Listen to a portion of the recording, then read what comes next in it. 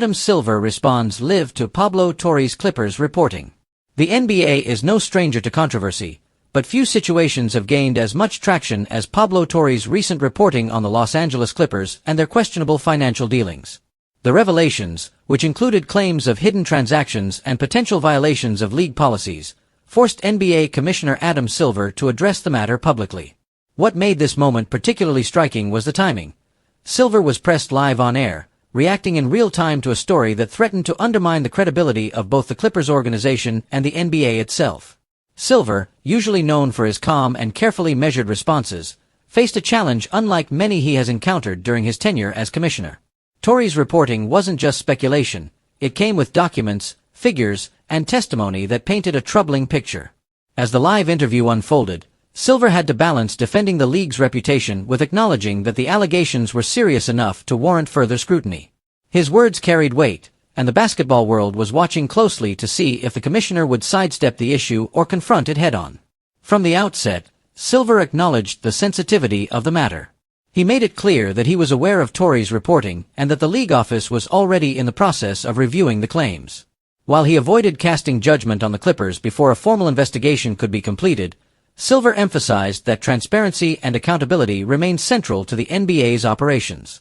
We have an obligation to our fans, players, and teams to uphold the highest standards, Silver said. If something doesn't align with those standards, we will address it directly. This statement served two purposes. First, it reassured fans and players that the NBA was not ignoring the situation. Second, it sent a message to owners and executives across the league. No organization is above scrutiny. In a league where perception often matters as much as reality, Silver had to be firm without appearing reactionary. His live response reflected a commissioner walking a tightrope between protecting the league's image and not prejudicing the outcome of an investigation. Pablo Torre's reporting has always been known for its sharpness, and in this case, his work struck a nerve at the highest levels of the NBA. By directly implicating financial practices connected to Clippers ownership, Torre highlighted the ongoing tension between league oversight and team autonomy. The commissioner's live response underscored just how much influence journalists and investigative reporting can have on the trajectory of sports governance. One of the more notable parts of Silver's live comments was his reassurance that no individual, not even a high-profile owner, would be immune from consequences if wrongdoing was discovered.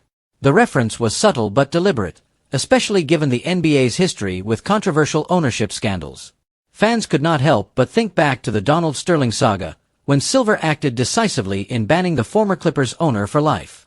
That precedent loomed large in the conversation, and Silver's tone suggested that he would not hesitate to act if Torre's reporting was corroborated.